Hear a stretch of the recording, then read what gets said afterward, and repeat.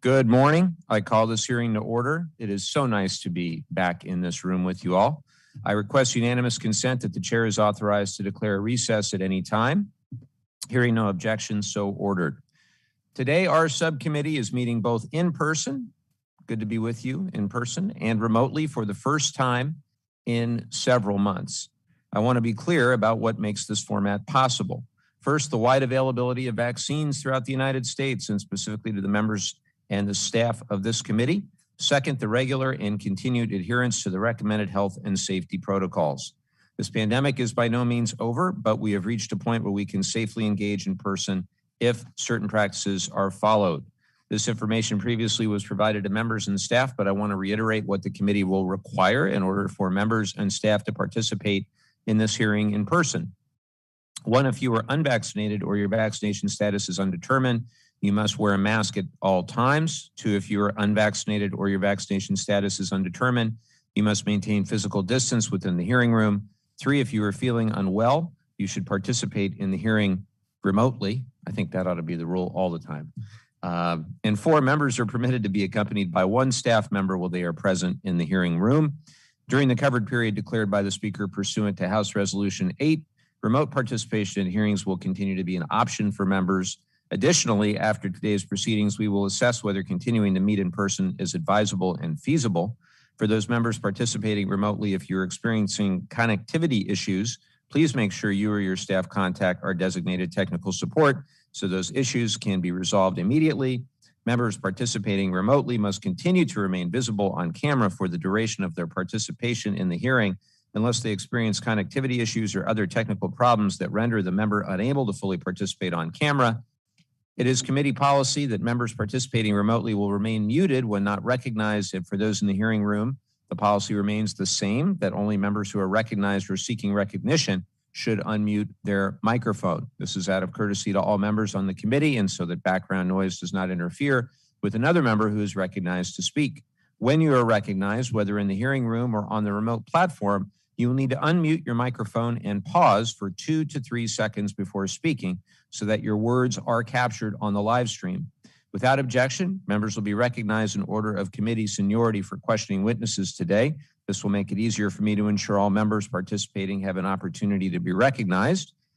Now that we have all of that out of the way, thank you for your patience. I want to welcome everyone to today's Economic Opportunity Subcommittee hearing, where we're discussing implementation of the education provisions included in my legislation, the Johnny Isakson and David Roe Veterans Healthcare and Benefits Improvement Act.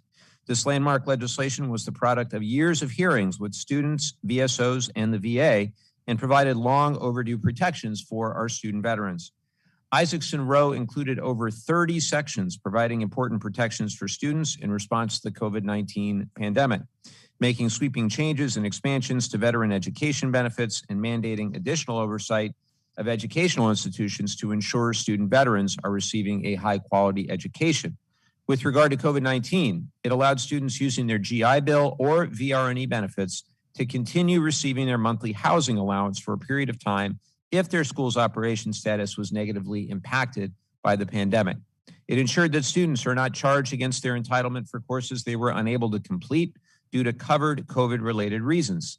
It also extended the benefit expiration date for students whose studies were affected by a temporary or permanent school closure due to COVID-19. Likewise, the bill extended these protections to veterans participating in an apprenticeship or an on-the-job training program. Looking beyond the pandemic, Isakson-Roe made important permanent expansions and updates to veteran education benefits. It expanded eligibility for the Fry and Edith North Rogers STEM scholarship programs. The Fry Scholarship is now available to spouses and children of National Guard and Reserve members who died of service-connected causes, but whose deaths did not occur on active duty. And now healthcare professionals completing clinical training to become licensed to practice can use the Edith North Rogers STEM Scholarship to help cover the costs of that training. The Veterans Employment Through Technology Education Courses Program, or VETTech, received additional annual funding in Isakson-Roe to serve the growing population of veterans seeking careers in the high-tech sector. So many of those in my district, and I'm excited about that. The law also broadened where and how veterans can use the Yellow Ribbon Program and VA Work Study. Many of us on this committee are excited to host student veterans through the VA work-study expansion that deemed congressional offices as qualified work sites. To protect students, Isakson-Roe mandated heightened oversight and significant changes as to how VA and schools administer veteran education benefits, marking a new era for quality education for our student veterans. To increase oversight of educational institutions, Isakson-Roe requires state approving agencies to conduct a risk-based survey on institutions that are scrutinized by the Department of Education. It also codified Executive Order 13607, establishing principles of excellence for educational institutions serving service members, veterans, and their family members. Among other things, these principles of excellence forbid institutions from misrepresenting themselves in advertising and promotional material and from engaging in misleading and aggressive recruitment tactics. They also require that schools provide information to prospective students requiring costs associated with the program, as well as requirements for graduation or additional training needed for licensure. This fall, student veterans will know more than ever about how far they can go with their benefits and how to choose a program of education that works for them. Today, we're going to hear directly from VA on their progress implementing these and other transformational provisions. VA will also have the opportunity to comment on any hurdles they're experiencing in executing Isakson-Roe. We have a lot to cover today. We're very proud of this bipartisan legislation. So I'll conclude my comments there, and I'll recognize my friend Ranking Member Moore for any opening remarks he may wish to make. And Ranking Member Moore, the floor is yours. Thank you, Mr. Chairman. I'm pleased to be here with you today, especially now that we are finally back in person hearings. I know that it benefits us all to have face-to-face interactions for our hearings. Last Congress, President Trump signed into law the Johnny Isakson and David P. Roe, MD Veterans Health Care and Benefits Improvement Act of 2020. This law made vast improvements to the changes to the administration of health care and the benefits of our nation's veterans. Today's hearing will hopefully provide an update as to the VA's progress in implementing the education provisions included in the landmark legislation. These changes include eligibility expansion for the Edith Norris Rogers STEM Scholarship Program, eligibility expansion for the Fry Scholarship to children of certain deceased members of the Armed Forces, sunsetting the Montgomery GI Bill beginning in 2030 to allow service members to take advantage of the much more generous post 9/11 GI Bill, authorizing the Yellow Ribbon Program for international schools, allowing eligible service members to transfer their post 9/11 GI Bill to foster children, increase the VA and state approving agency oversight to help prevent bad schools from defrauding student veterans their GI Bill entitlement, and finally eliminating the 12-year expiration date for disabled veterans to receive counseling, training, and benefits under the Veteran Readiness and Employment Program. These changes are just a fraction of what this law will do to improve the lives of our nation's veterans and their dependents. But as we all know, the devil's in the details. Congress work doesn't end with just the final stroke of the president's pen. We must ensure that the VA is following the intent of the law. Today, I hope to hear from our witnesses about the progress that the VA has made in implementing these changes, but also ways that Congress can help address the outstanding issues. VA leadership have approached the subcommittee about several technical corrections they believe are needed in order to successfully implement the law. I look forward to working with Chairman Levin and the rest of the members on the subcommittee on these corrections to ensure that the changes made to the law meet their maximum potential. I want to thank Ms. Bogue for being here today and testifying on behalf of the VBA's Educational Service and providing the subcommittee an update on implementation of these changes. I know that your expertise on these issues has proven to be invaluable to the ranking members and to the chairman on this subcommittee in the past. Again, thank you, Mr. Chairman, for holding this hearing, and I yield back the balance of my time. I thank the ranking member. I agree. It's nice to see you in person. Nice to see our respective staff here in person as well, and hopefully much more to come. So for our first and only panel today, but it's a good one, we're going to hear from the Veterans Benefits Administration, and we're joined today by Charmaine Bogue, Executive Director of Education Services for the Veterans Benefits Administration. Welcome back, Ms. Bogue. Great to have you back in this room. Thank you for being here. And I'd now like to recognize you for 5 minutes. Thank you. Good morning, Chairman Levin and Ranking Member Moore and members of the subcommittee. I appreciate the opportunity to discuss the status of VA's implementation of the education provisions in that Johnny Isakson and David P. Roe Veterans Healthcare and Benefits Improvement Act of 2020, signed into law earlier this year. For 77 years, the GI Bill has provided service members, veterans, and their families with opportunities to enrich their lives, enhance their employment opportunities, and expand their economic horizons by providing more than $400 billion in education benefits paid to over 25 million GI Bill students. The provisions in Isakson-Roe greatly aid VA in providing benefits more efficiently and effectively and are directly aligned with VA's transformational goals to provide the highest standards of world-class customer service, improve oversight and accountability, expand opportunities for GI Bill students. Today, our GI Bill student population consists of more than 30% women veterans and 32% family members, either the child or the spouse. Over the past couple of years, we have seen a shift in the people we serve, type of programs available, and modality of programs for GI Bill students. Isakson-Roe includes 32 provisions related to the GI Bill program. VA has taken significant steps to implement the education-related provisions in a timely and efficient manner. Immediately after the law was enacted, VA's Education Service stood up an implementation team consisting of members of senior leadership, 8 dedicated workstream leads, and nearly 50 subject matter experts from our education field offices. The implementation team outlined critical milestones, focusing efforts on the provisions that became effective on date of enactment. VA has successfully implemented 15 of the 32 education-related provisions and is on track to implement 27 of the 32 provisions by August 1st, 2021. The 5 remaining provisions have future effective dates beyond August 1st, 2021. To date, VA has successfully implemented provisions related to the expansion of eligibility under Vet Tech, STEM, FRI scholarship programs, expansion transferring entitlement for certain dependents, and multiple provisions that provide assistance to GI Bill students impacted by COVID. VA is on track to implement the provisions that are effective on or after August 1st and has already fully implemented the provision which requires law schools to be accredited by a specialized accrediting agency to be approved for the GI Bill.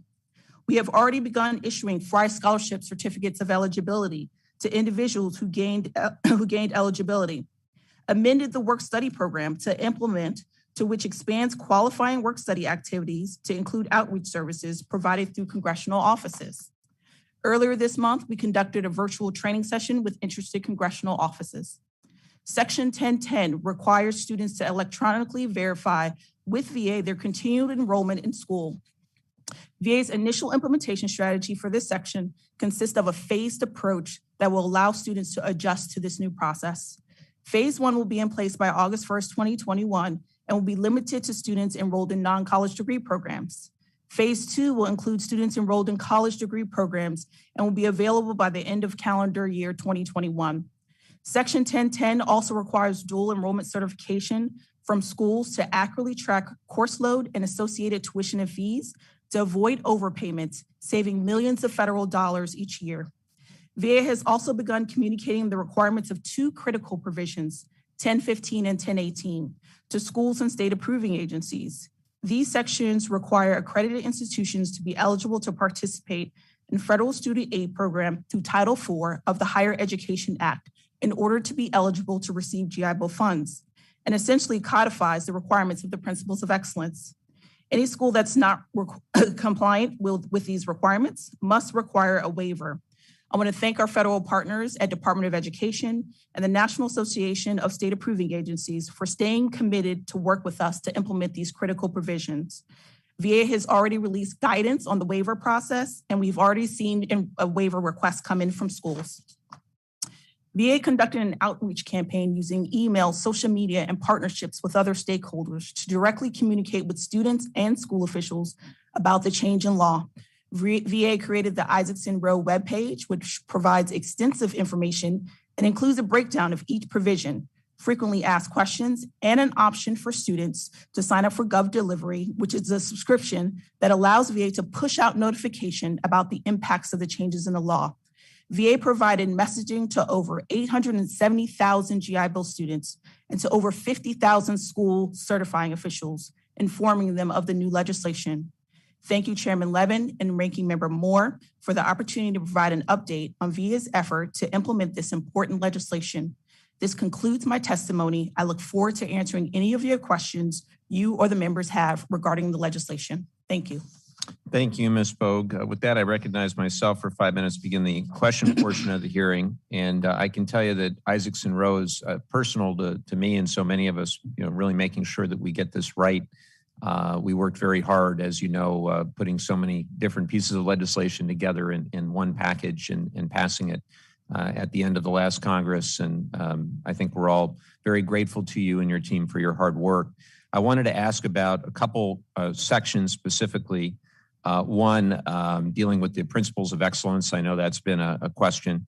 Section 1018 requires schools to comply with principles of excellence, such as disclosing certain information to prospective students related to cost of education and requirements for graduation, and ensuring service members won't be penalized for being activated for duty. Much of it was simply codifying existing standards for schools accepting GI Bill benefits. Our law made some improvements, which require schools to provide students with additional information. And as you know, this law went through an extensive legislative process and was just signed this past January. Considering that schools continue to ask for more guidance to meet the August 1st implementation date, which is 12 days away, how is VA working with schools to achieve that? That's a great question. So I will tell you, as it relates to that particular section, as well as 1015, which also has a waiver criteria associated with it, we've been conducting office hours since the legislation actually passed. Office hours are basically training sessions for school certifying officials. And since we put out the actual waiver information guidance in the last couple of weeks, today and tomorrow, we actually have a couple of additional sessions just to go over that process and answer any questions. We also have a dedicated team in the field that's responsible for any inquiries that come in about the waiver process. And thus far, we received a couple of hundred waiver requests, and we are going through that process right now. So we do have available resources, whether it be our field individuals or training that's going to happen between today and tomorrow for any of the schools to come in and ask questions about the process. But we did try to streamline it as much as possible to make sure it was easy for individuals to apply for that waiver. And so I gather that you can commit to giving high-performing schools ample opportunities to get their disclosures in place? That is correct. So we've actually, in our guidance, we've stated that as long as your waiver is pending with VA by August 1st, then we will work with you. We will not, we've also worked with the state approving agencies to ensure that there's not an automatic disapproval of a program on August 1st. The SAAs, state approving agencies, have committed to that, and we plan to work with schools over the next couple of months to make sure we get this right. Got it. I appreciate that very much. It's hard to believe August 1st is only 12 days away. Also effective August 1st, Section 1016 requires that law schools be accredited by a specialized accrediting agency to receive GI Bill funds. The provision underwent 2 years of congressional hearings and analysis and has been unanimously supported by the nation's largest veteran and military service organizations. It'll help student veterans to be protected against schools that don't provide a quality legal education or adequate preparation for state bar exams. Could you speak to the need for this provision and its importance in protecting student veterans and their earned benefits?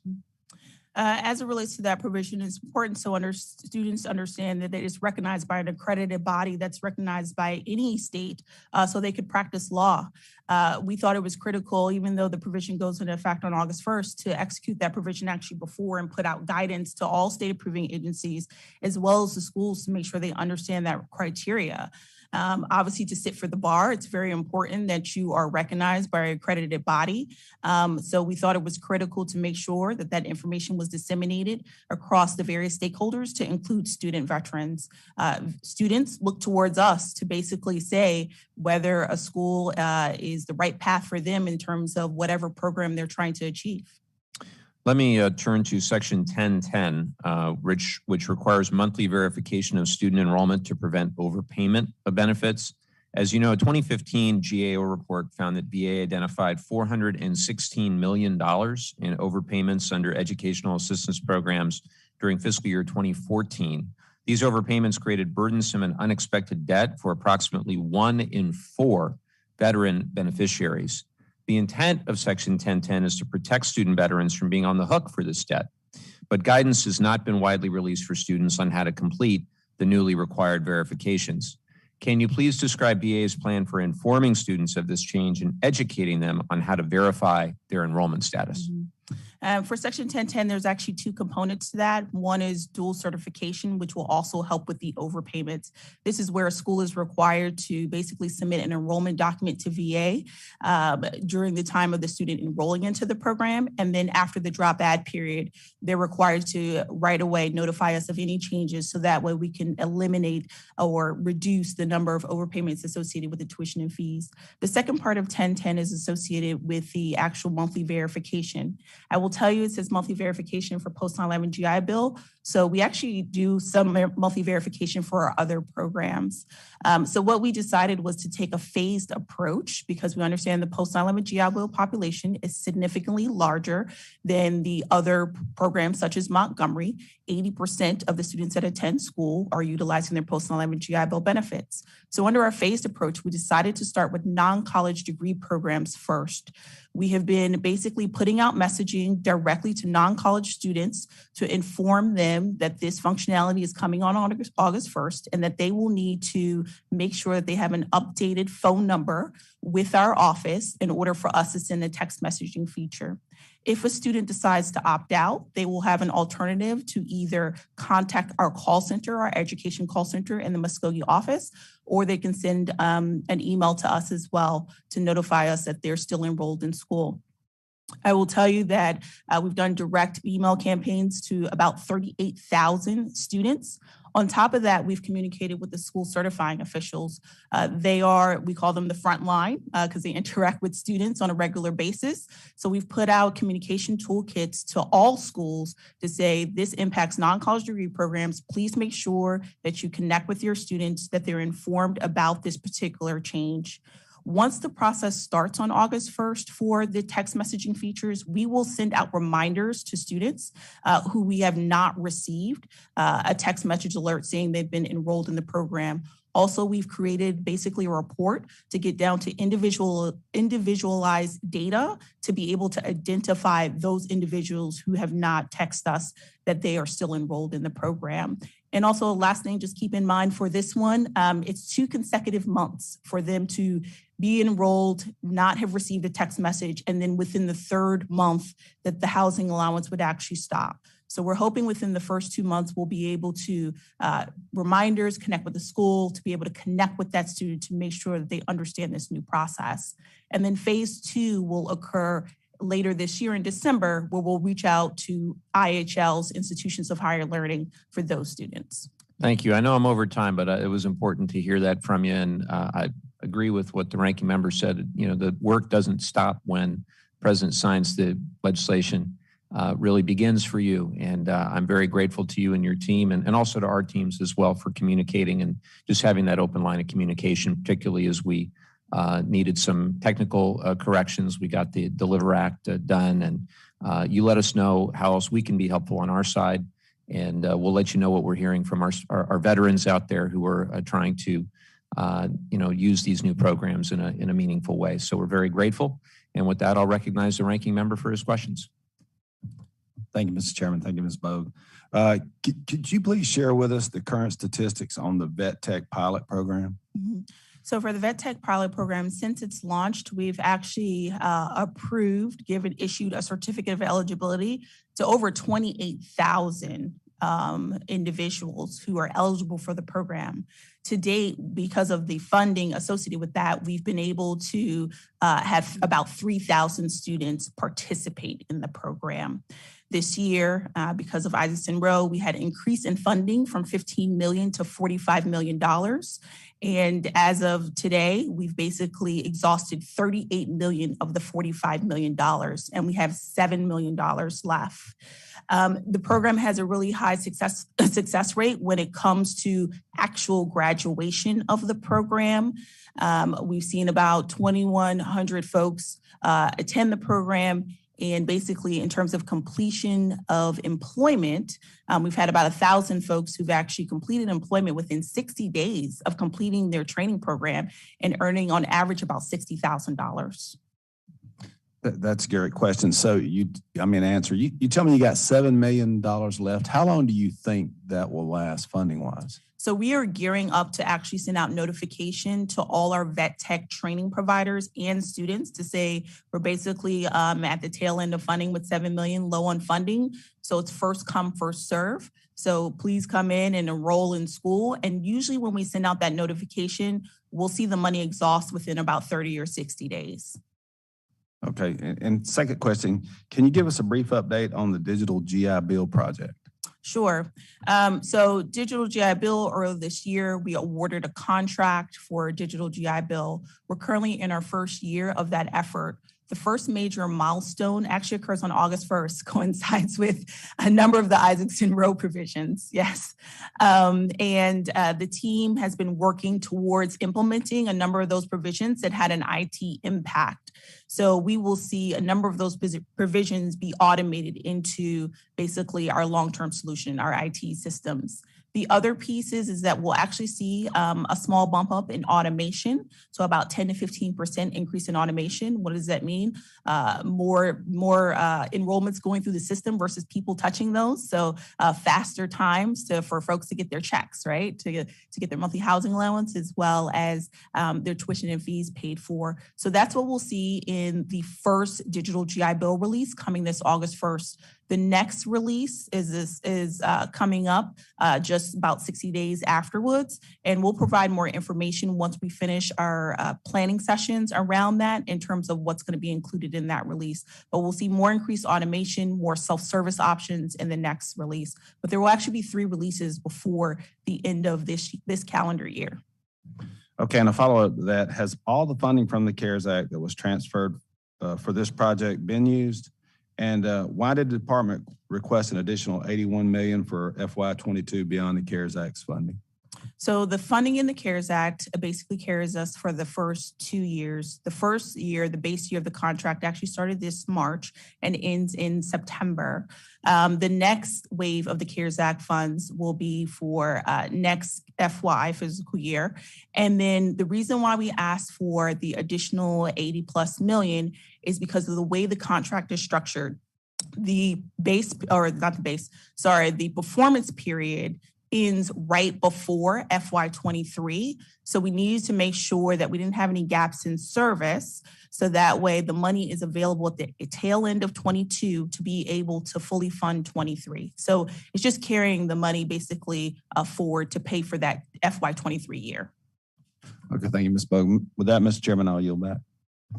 Thank the ranking member. I was similarly taken back to hear there's only $7 million left, and our excellent staff informed me that back on May 18th, so if anybody over in the Senate is listening to this, we sent them legislation to have another $155 million for this program, and it's sitting over in the Senate. Anybody, SVAC staff or anybody listening in, we'd love for you to fund Mr. Gallegos, to pass Mr. Gallegos' bill with $155 million. With that, I will recognize my good friend from New Hampshire, Mr. Pappas, and Chris, we can see you on the screens here. So take it away. Well, thank you very much, Chairman Levin and Ranking Member Moore, for holding this hearing today. And Ms. Bogue, I appreciate your testimony and all the efforts you have ongoing. That's a lot of balls up in the air at one time. So we're really grateful for your time here today. And, you know, as we have this conversation, I think we all agree that we owe it to the veterans of this country to make sure that we're doing all we can to protect their benefits and establish better accountability and oversight measures. And that's why the Isakson-Roe legislation was so important. And the implementation of that bipartisan bill is really going to be a big change in a positive direction for veterans of this country, assuming we can get this right. So I'm wondering if we can zero in on the issue of state approving agencies. You know, they're required to perform risk-based surveys on institutions that are under the Department of Education scrutiny. And I'm wondering, Ms. Bogue, if you can explain how VA is designing the risk-based survey and how quality of education and financial solvency of the school is weighed in this risk-based survey.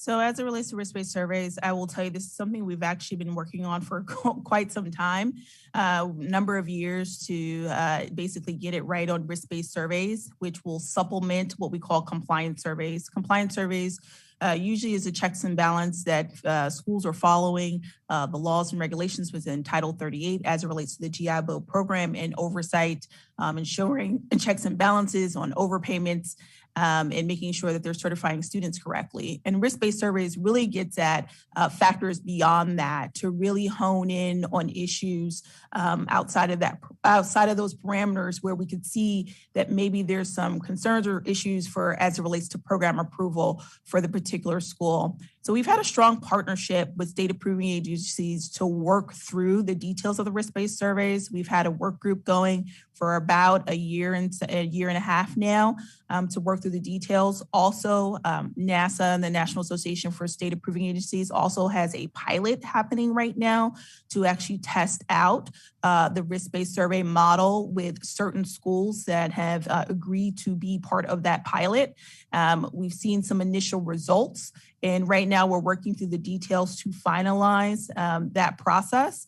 And on top of that, we've also come to the agreement in what is called the cooperative agreement, basically the agreement between VA and SAA to perform the program approval activities, to make sure there's strong language in there about the process that SAAs need to follow when conducting those risk-based surveys. Okay, and on the specific issues of concerns around the quality of an education and the financial solvency of a school, those are going to be factored into the survey? That is correct. Well, thanks for that. So it's critical, obviously, to establish the oversight and accountability measures before a veteran enrolls. But unfortunately, for many veterans, this help comes a little bit too late, because I've heard from countless vets in my district who utilize their benefits to enroll in an educational institution only to have its doors closed under suspicious circumstances. More often than not, the veterans leave having exhausted their benefits and without obtaining a degree. So Section 1007 of Isakson-Roe provides for the restoration of benefits from the school closures for veterans participating in DR&E, the same way it is for the post 9/11 GI Bill beneficiaries. But recouping the lost funds is an extremely cumbersome and expensive process, and typically only occurs on a case-by-case, school-by-school basis. Can you explain what roadblocks might exist that stand in the way of making this process more efficient and effective for the VA and for our veterans? And what authority and resources does VA need to restore and recoup benefits faster? I will tell you, with restoration entitlement as a whole, we actually do proactive outreach to students once we learn of a school closure or other factors that are influencing that school where they're entitled to restoration entitlement. But I do want to take a step back to talk about, understand that issues do occur after a school is approved. But there is the gatekeepers, who I call state approving agencies. They're the gatekeepers of program approvals. They should be checking these schools on the front end to make sure that the schools are compliant with the program criteria. They should be checking financial stability. There's a host of factors that they're checking on the front end, but sometimes circumstances do change. And as soon as we are notified of those changes, whether it be a Department of Ed has issues or concerns, whether it be students submitting complaints to our feedback system, and we notice a trend, whether it be Federal Trade Commission or OIG or any other entity, we try to take swift action. And once we realize there's some impact to students, we notify the students of that impact immediately. In terms of what can we do more, we'd be happy to sit down to talk to you about some of the other areas when it comes to restoration of entitlement that should be considered to help students out if things like these, if issues like these arise, and we need to be able to help students to basically be able to transfer to another school. Well, thanks. I'm over my time, but we'd appreciate the opportunity to continue that conversation. Thanks again for all your work. Thank you, Mr. Pappas. I'd now like to recognize Representative Cawthorn, if he is on the Zoom. Representative Cawthorn, are you there? I sure am, Chairman. Thank you very much for having me.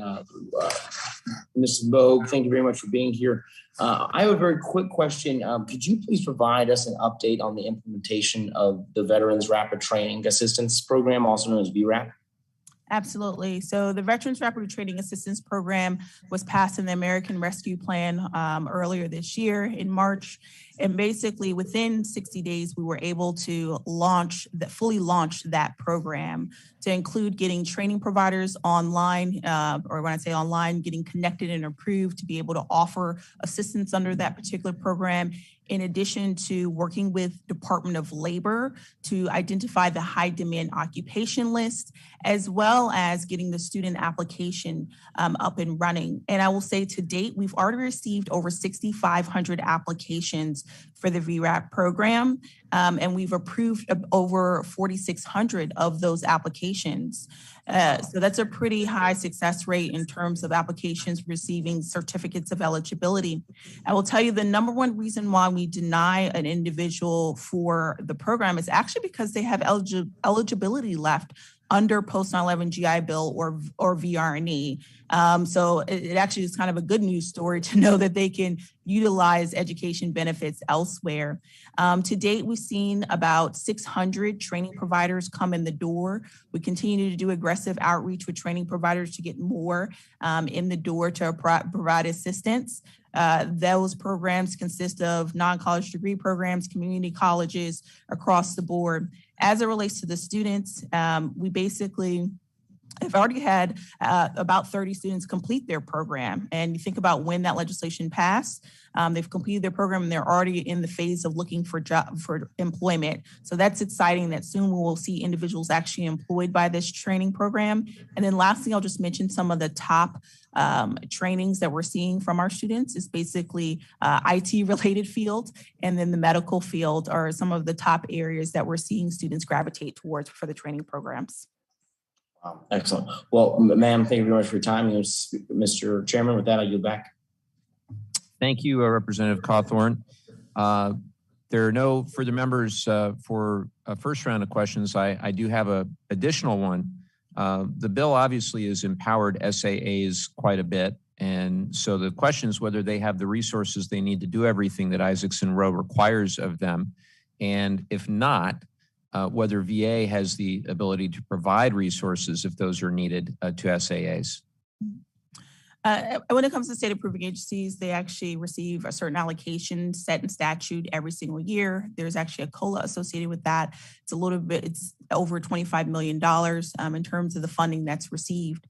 I will tell you, since basically Comeri passed and that funding increase happened, as well as the COLA, we have been able to allocate all funding to the state approving agencies based off of our allocation model. And the allocation model basically includes program approvals that happens in that respective state's number of institutions. That's all factored into the allocation model to determine how much money each state should receive. We send out a letter to those into each state to tell them their funding. If they have any questions or concerns about the methodology, they can reach out to us. In addition, we have honored every single supplemental request when an SAA comes in and asks for additional money. And to date, we have not exhausted the foundational amount of $25 million. There's also $3 million that VA can carry over in GOE funding, and we just have not needed to tap into that additional set of funds in order to help out the SAAs. So we encourage SAAs to come directly to us if they have any concerns or questions. If they need funds, just submit that request and we'll honor it. In addition, just last month, we actually held a training session with the state approving agencies to go over the allocation model and the methodology behind it and to answer any questions that they had regarding the particular model. Thank you. Another question for you is Isakson-Roe made overpayments the responsibility of schools, but some schools are reporting that VA is actually collecting the debts.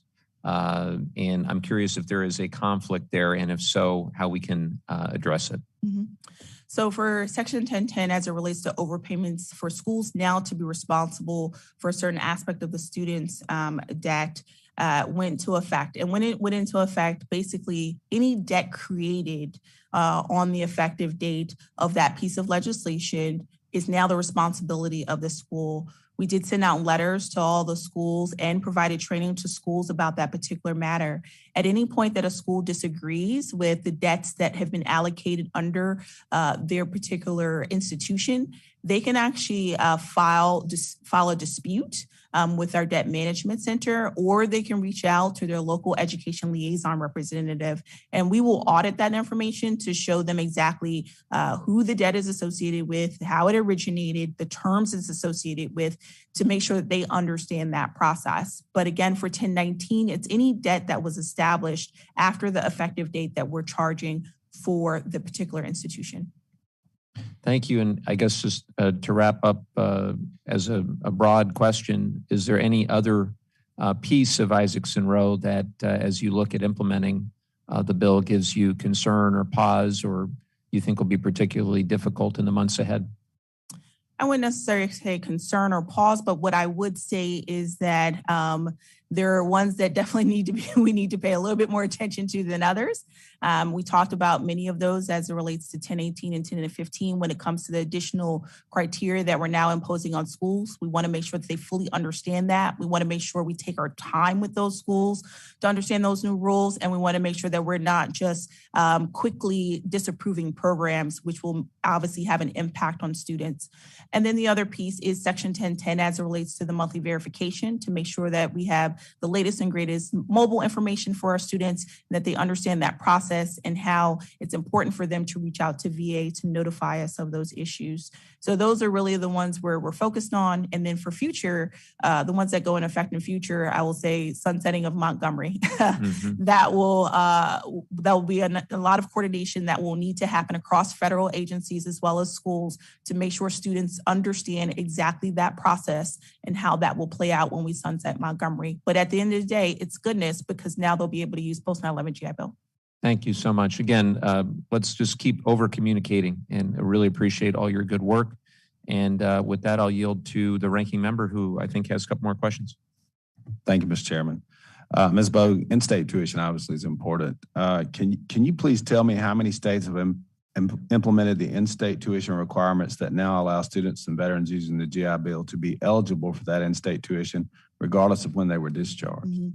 I'll do you one better. I'll tell you that there's only 5 states that have not implemented the in-state tuition. Those 5 states, it's not because they're not trying. They have to work through their state legislature in order to implement those changes. And we are working very closely with the state approving agencies on that.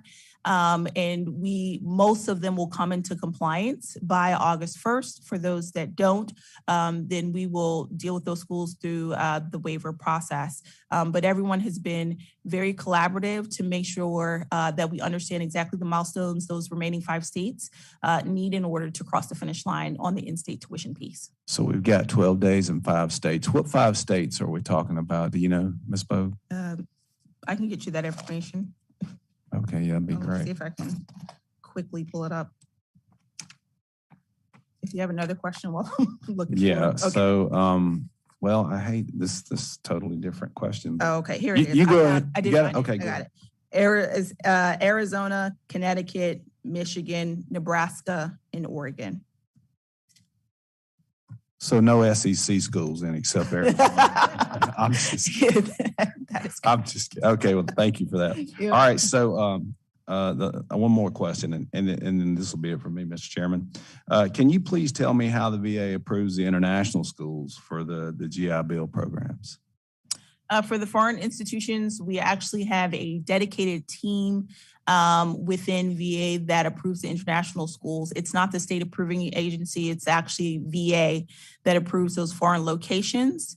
And basically right now, what we're dealing with the foreign institutions is the Yellow Ribbon Program. Now that they're eligible for the Yellow Ribbon Program, so we've actually opened up the application for them to come in and apply. They have until the end of this month actually to submit their application so they can get in time for the next academic year. And to date, we've only had one school come in from Spain to apply for that program, but we continue to push messaging to say that this is now available, the Yellow Ribbon Program for foreign institutions. Okay, thank you. You answered my second follow-up to that with the one school. And let me make a correction, Mr. Levin. It's actually Arizona is not in the SEC. It's Arkansas. So we got 0 SEC schools that have not complied. My wife is a proud Arizona Wildcat, good Pac-12 school.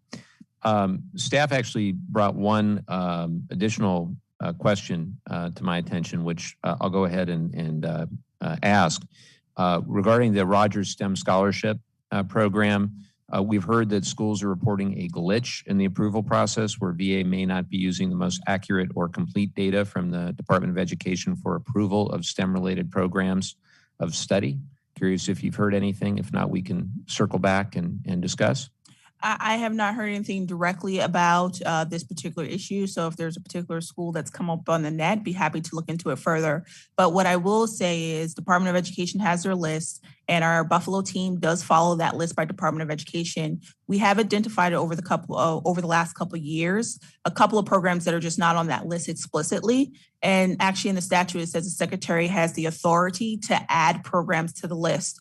So after we conduct some research on that particular program to make sure it's really STEM related, we will add it to the list. So we'll be glad to take that information back about that particular school or schools that are having a problem and look into it further. Terrific, thank you. And I understand that my friend from Maryland, Mr. Trone, Representative Trone has joined. Are you there? We're trying to promote you, David.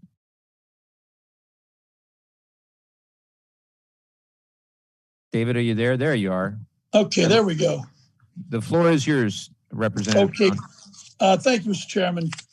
Ms. Bogue, in regards to Section 1018, educational institutions have the responsibility of providing a point of contact for student veteran counseling. Does this counseling cover mental health counseling, or is it just limited to educational needs?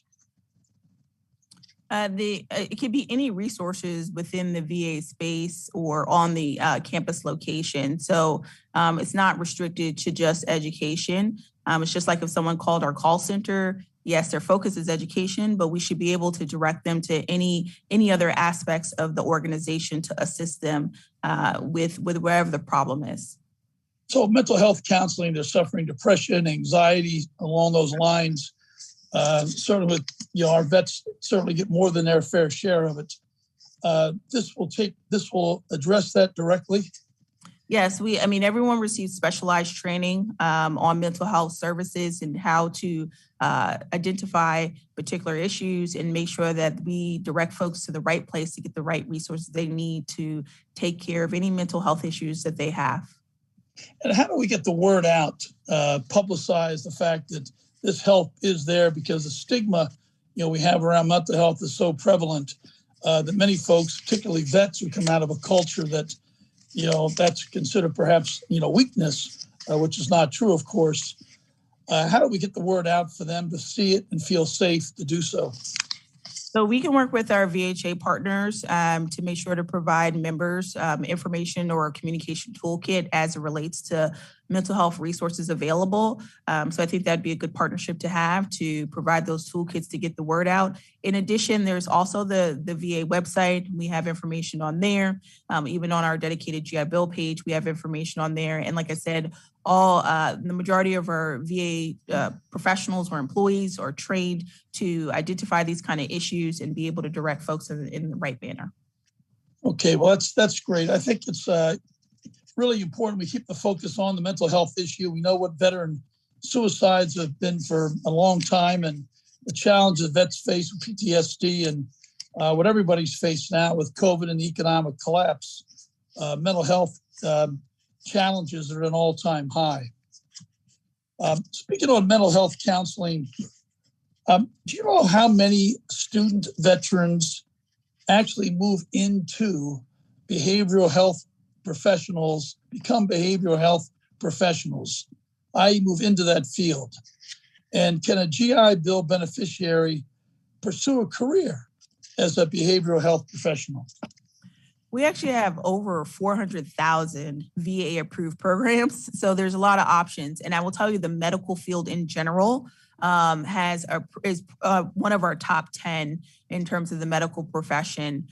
For medical professions across the board. As it relates to behavioral specialists, I would actually have to go back to take a look at the data to see that exact field and how many of our GI Bill students are entering into that particular field. But as I stated before, the medical profession is one of our top 10 training programs that we see our student veterans gravitating towards. That would be wonderful. If you could go ahead and look back at one of your staff and find what those numbers have been perhaps the last 4 or 5 years in a row, so we can see what the direction is in that area. Because, we really believe with what's happening in behavioral health, we have an acute shortage of professionals all over the country. We're currently conducting a GAO study to get a handle on that, on the needs and the pipeline of professionals in that entire area. So if you could share that, I don't think there's anybody better qualified than our vets to move into this area to help other vets. So I think that's an important area that we can really be of service vet to vet. So I would appreciate you get that back to us. Understood. Yep. And with that, Mr. Chairman, I'd like to yield back and thank you very much for your testimony, ma'am. Thank you. I thank my friend from Maryland. I thank you for your continued advocacy for mental health, incredibly important. If there are no further questions, we can begin to bring this hearing to a close. I think we're all very proud of this bipartisan legislation. We're very thankful to you, Ms. Bogue, for coming to speak with us again and for all your good work and your team's good work in implementing the trickier provisions of the bill, of the law. But I think it's an example that we can get big things done on a bipartisan basis for our veterans, and that's exactly what we're going to continue to do in this subcommittee. Ranking member, any closing thoughts, comments? No, Mr. Chairman. Thank you, Ms. Bogue. I appreciate your testimony today. Thank you. And I thank our teams for their continued collaboration, and really, really nice to be in the same room with you all today. With that, all members have 5 legislative days to revise and extend their remarks and include additional materials. Without objection, the subcommittee stands adjourned.